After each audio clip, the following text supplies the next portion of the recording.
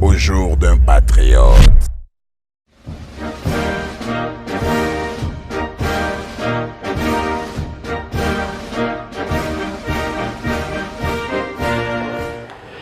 Mes très chers compatriotes, l'année 2019 qui s'achève a été pour nous, Congolaises et Congolais, une année de tragédies diverses.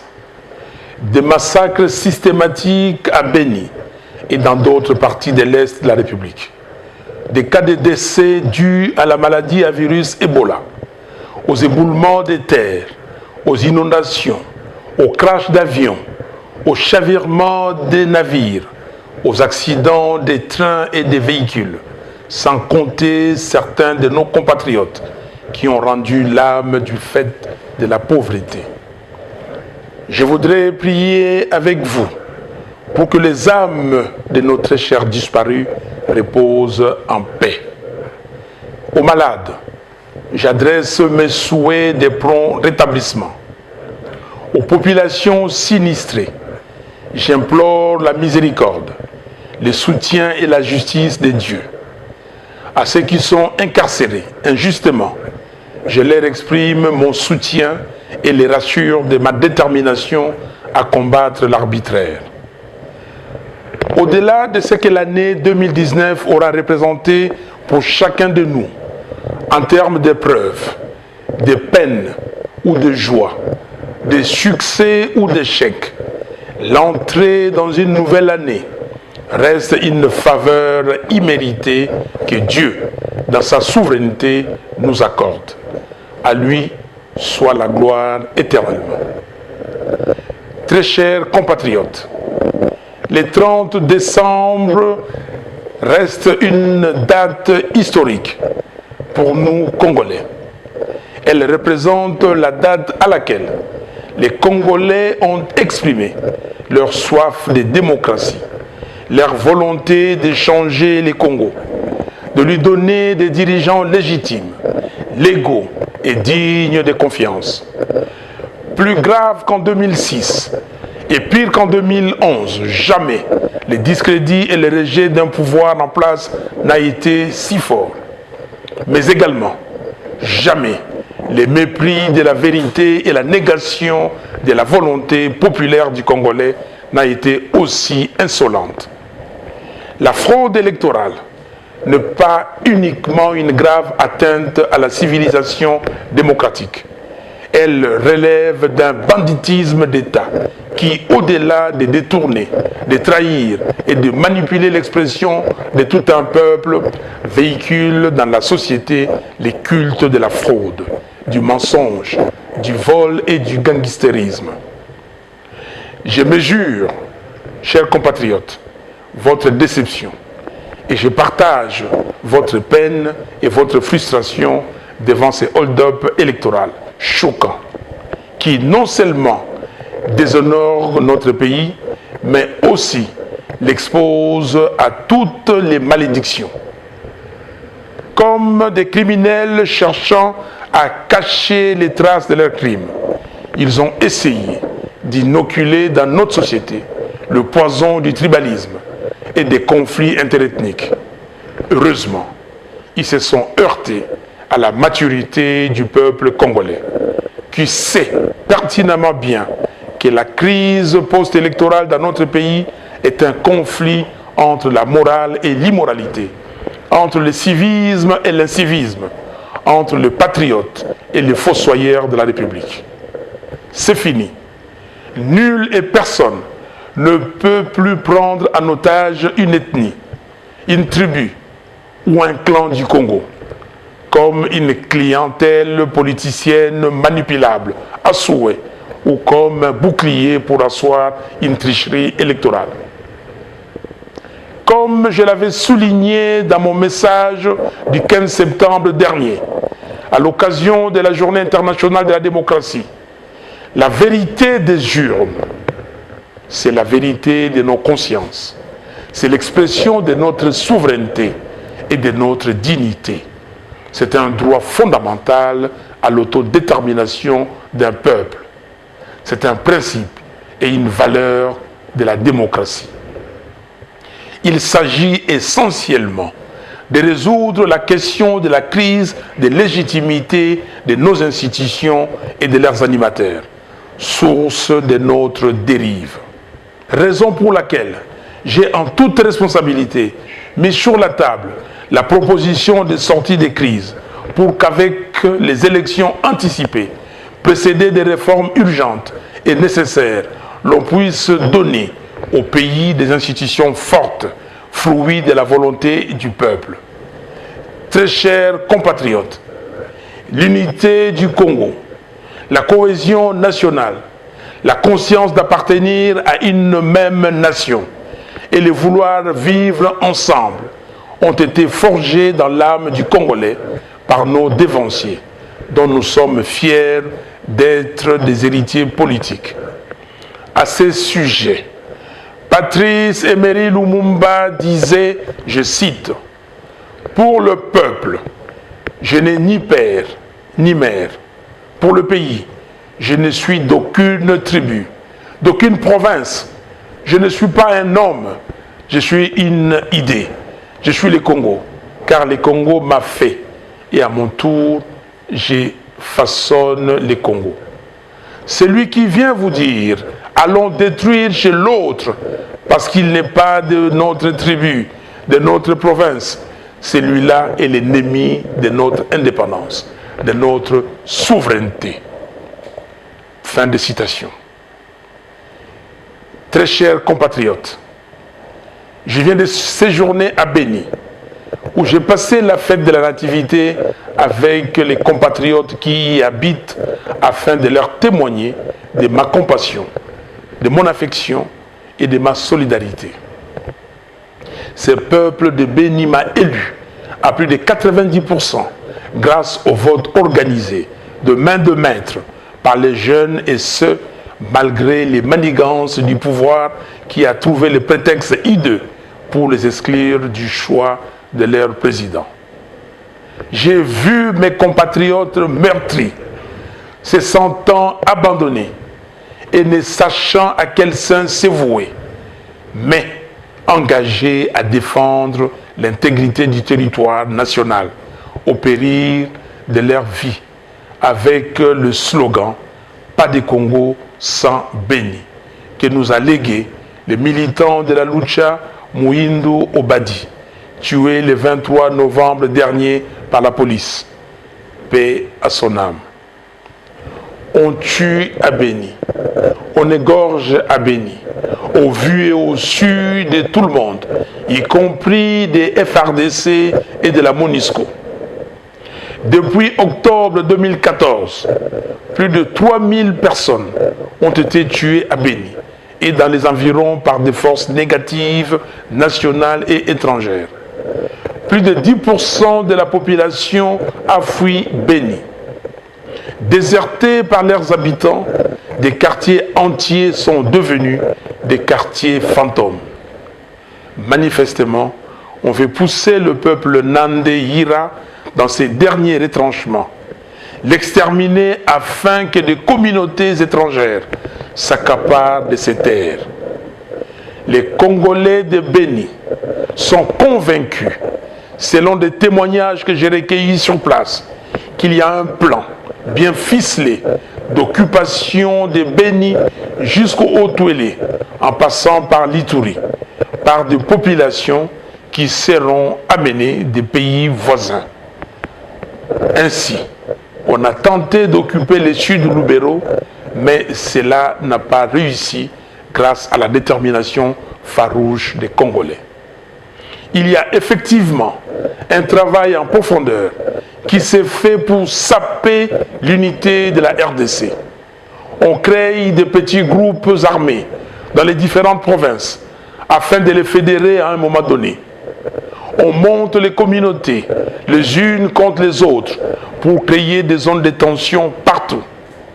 Au nom de toutes les victimes de ces guerres d'agression et d'occupation qui, depuis 1998, ne cessent de martyriser les Congolais et d'affaiblir le Congo, avec plus de 8 millions de tués, plus de 6 millions de déplacés internes et plus de 3 millions de réfugiés, je demande à M. Félix Tshisekedi Tshilombo de dire la vérité et toute la vérité sur le deal qu'il a signé avec M. Joseph Kabila. À tous les pays épris de paix et de justice, je leur demande de reconnaître le génocide du peuple Nandé Yira. Dans cet ordre d'idées, je préconise la tenue, sous l'égide des Nations Unies, d'une conférence internationale pour faire toute la lumière sur la situation de l'Est du Congo. Dans cet élan, je condamne la précipitation avec laquelle le découpage des 26 provinces a été opéré sans programmation aucune, dans le seul but inavoué de fragiliser les pays, de créer des conflits entre tribus et clans pour faciliter la balkanisation de notre patrie. Ainsi, je dénonce l'idée de la privatisation de la province de Tanganyika, dans le sens de l'ériger en principauté, qui serait un État dans un État, propriété exclusive d'une famille. Très chers compatriotes, peut-on parler de l'alternance, du changement, lorsque les animateurs de toutes les institutions de la République, du président au bourgmestre, sont nommés par un individu? Peut-on parler de l'alternance, du changement, lorsque l'on est contraint de sillonner le monde entier aux frais du trésor public pour exécuter la procuration donnée par M. Kabila, au point de défendre les auteurs de violations des droits humains sanctionnés par l'Union européenne et les États-Unis d'Amérique? Peut-on parler de l'alternance, du changement, lorsque ceux qui ont détourné 15 millions de dollars du trésor public vivent et travaillent paisiblement sans être inquiétés? Peut-on parler de l'alternance, du changement, lorsque les populations du Nord Kivu, du Sud Kivu, de Haut-Ouélé, de l'Ituri, du Nord Katanga et d'ailleurs sont chaque jour systématiquement massacrés comme par le passé? Peut-on parler de l'alternance, du changement, lorsque les tueries des Kamwina Sapu, qualifiées par certains comme un génocide, et à la base de plusieurs déplacés internes et externes, demeurent un mystère pour le peuple congolais?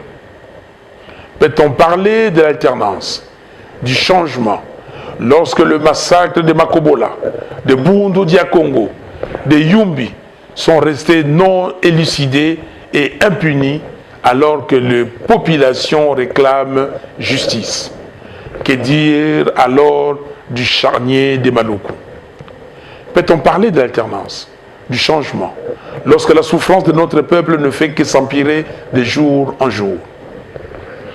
Très chers compatriotes, le système mis en place par M. Kabila et ses maîtres n'est ni innocent ni inconscient. Il a notamment 4 objectifs. 1. Affamer les Congolais, y compris l'élite, pour priver les Congos de toute force et de tout moyen de résistance ou d'insurrection. 2.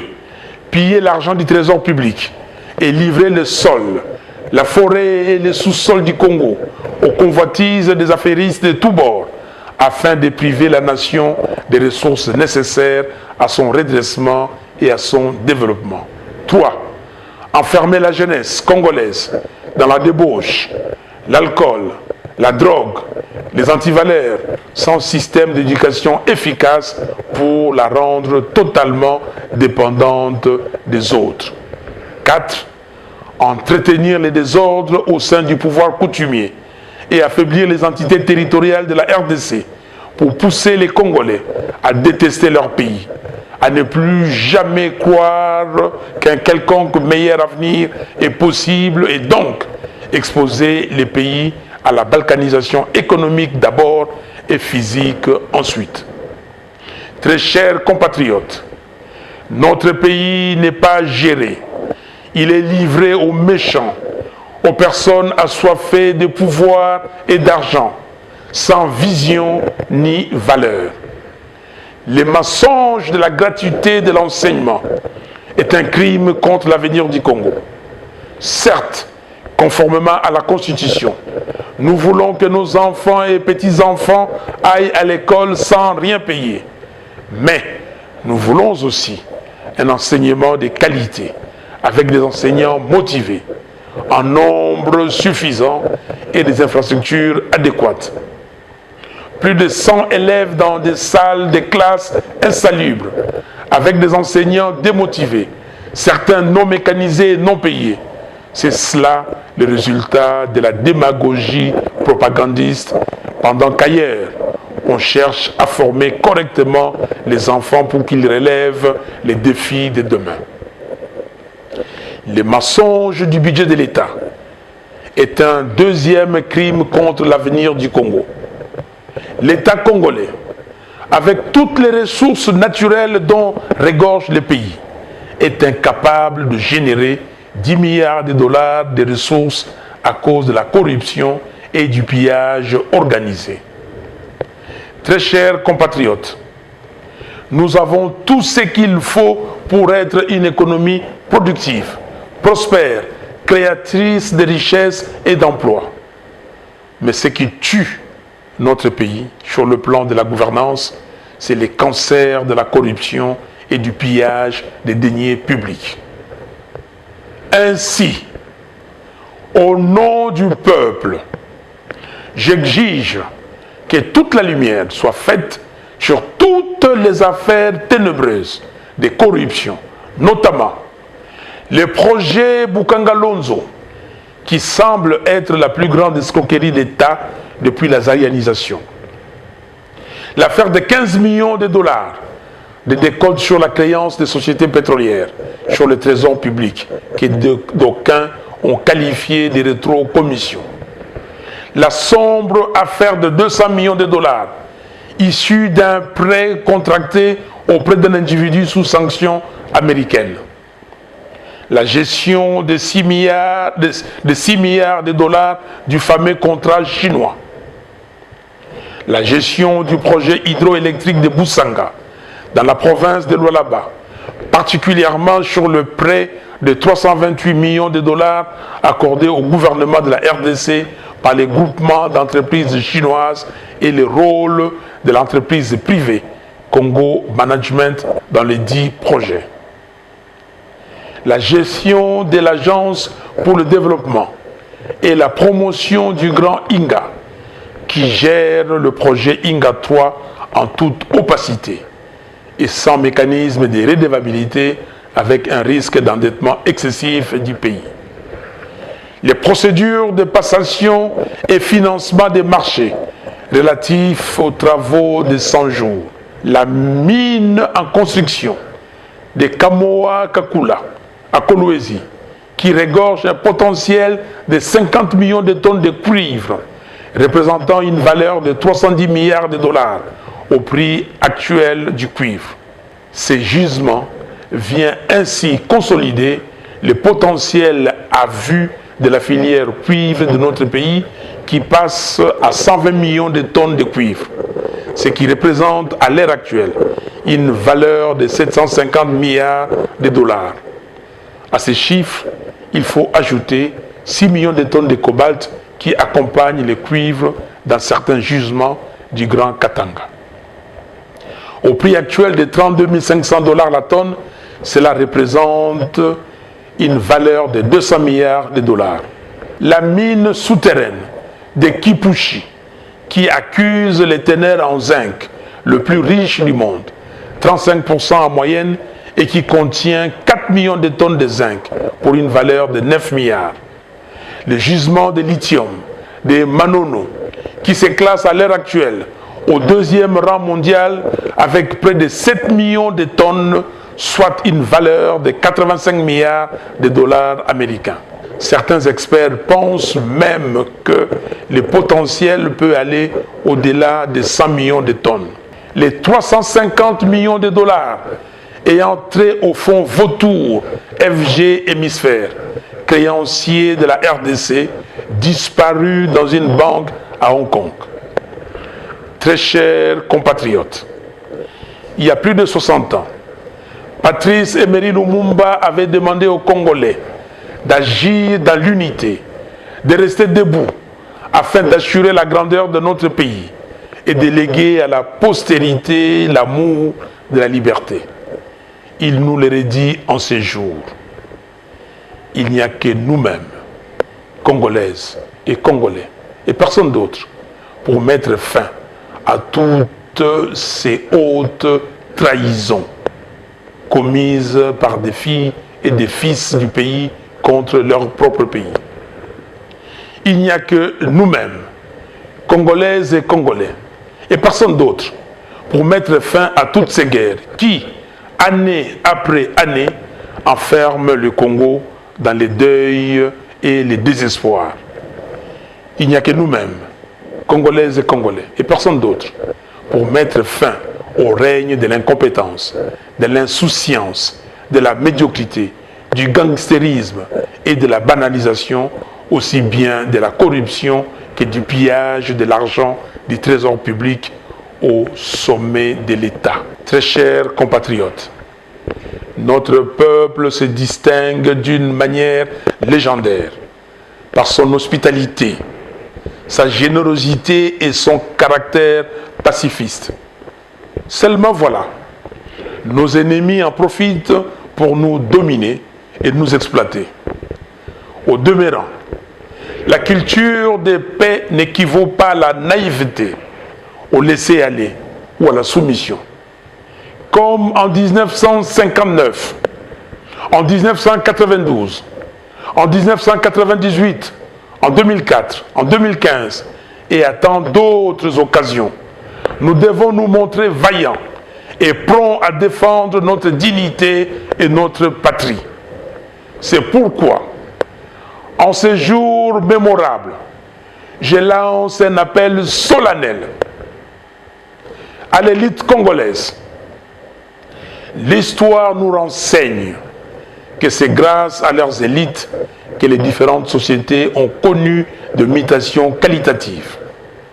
Devant les réalités sociales, économiques, politiques et sécuritaires qui sont les nôtres aujourd'hui, plus que jamais, notre pays a besoin de ces enfants qui se sont élevés en connaissance.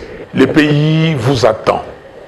Quittez vos zones de confort aléatoires qui vous procurent des semblants de satisfaction égoïste. Indignez-vous de la souffrance de votre peuple et du plan machiavélique contre votre pays pour vous engager résolument dans les vrais combats. Celui de défendre la patrie et de bâtir une nation digne et prospère. Faites preuve d'audace, à l'instar de notre prix Nobel de la paix, le docteur Denis Mukwege, qui vient de ressusciter les rapports mapping de l'ONU. Aux serviteurs de Dieu, je vous exhorte vous aussi à sortir de vos zones de confort et à prendre véritablement soin des enfants de Dieu, sans ambiguïté, car un berger qui n'accompagne pas ses brebis n'est pas digne de sa vocation. L'évangile de Jésus-Christ est un évangile qui annonce, dénonce et avertit. Soyez des vrais sentinelles. À la jeunesse congolaise, n'acceptez plus que l'on vous utilise comme des faire-valoir par des politiciens véreux qui vous clochardisent d'abord et vous donnent ensuite des miettes de ce qu'ils prennent dans les caisses de l'État.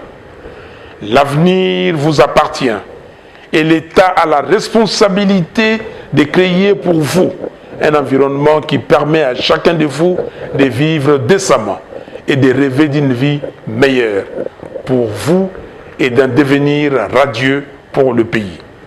Défendez le pays contre les agresseurs. Aux Congolaises et Congolais de la diaspora, je vous prie d'unir vos forces, vos intelligences et vos moyens pour venir en aide aux pays en danger. À tous les Congolaises et Congolais, départissons-nous des distractions et de la légèreté dans la façon dont nous appréhendons les questions du pays. Refusons d'être instrumentalisés. L'année 2020 marquera le 60e anniversaire de l'avènement de notre pays comme nation indépendante et souveraine. La question que nous devons nous poser essentiellement est celle de savoir ce que nous avons fait de l'héritage des pères fondateurs qui avaient vaillamment répondu à l'appel de la patrie pour conduire notre nation à réaliser sa première aspiration, à savoir l'accession à la souveraineté internationale. Sommes-nous conscients qu'au-delà de notre résilience, de notre espace, que les États sont mortels? Ils peuvent en effet disparaître, se désintégrer par absence de vision ou par démission de son élite. Je demande instamment à ceux qui organisent des séminaires en vue de changer la loi foncière et permettre ainsi à certains intrus d'acquérir des terres à l'est du pays de renoncer à leurs projets macabres. Je presse M. Corneille Nangaa et la CENI de publier les résultats des élections présidentielles, législatives nationales et provinciales du 30 décembre 2018, conformément aux articles 68, 69, 70, 70 bis et 71 de la loi électorale. Ils n'ont pas d'autre choix que de se conformer. J'ai pris le président de la Cour constitutionnelle, M. Benoît Luamba, de dire la vérité, rien que la vérité sur la proclamation des résultats définitifs. À M. Félix Tshisekedi Tshilombo, je l'encourage à demander pardon au peuple congolais et à renoncer au deal qu'il a signé avec M. Kabila. Très chers compatriotes, la lutte pour la démocratisation de notre pays et de l'état de droit que nous menons ensemble depuis les années 1990, intensifiée à partir de 2015, n'est pas vaine. Elle est plutôt victorieuse, même si cette victoire n'est pas encore consolidée. Je salue tous les acteurs de la paix et les défenseurs de la démocratie pour leur engagement sans réserve à lutter pour le changement effectif du Congo. Je pense particulièrement au peuple congolais. À feu le président Etienne Tshisekedi d'heureuse mémoire, aux membres du comité laïque de coordination, CLC, aux jeunes des mouvements citoyens, la Lucha, Filimbi et autres, à l'Église catholique, à l'Église du Christ au Congo, à la société civile acquise au changement, ainsi qu'à mes amis et compagnons des luttes de la Mouka. J'exprime ma gratitude à nos compatriotes de la diaspora pour leur engagement et contribution inestimable aux efforts de démocratisation du pays et de solidarité nationale. Je m'incline une fois de plus, avec émotion et gravité, devant le sacrifice de nos martyrs qui sont morts pour la nation congolaise. Ils ont donné leur vie pour sauver la démocratie et sortir notre État de la tyrannie. J'ai une pensée particulière à l'endroit de tous ceux qui garderont longtemps les stigmates de la barbarie et de la dictature. Très chers compatriotes, voilà pourquoi nous devons plus que jamais réagir avec courage pour montrer au monde entier que nous sommes conscients de l'existence d'un plan machiavélique contre notre pays et nous sommes déterminés à le défendre.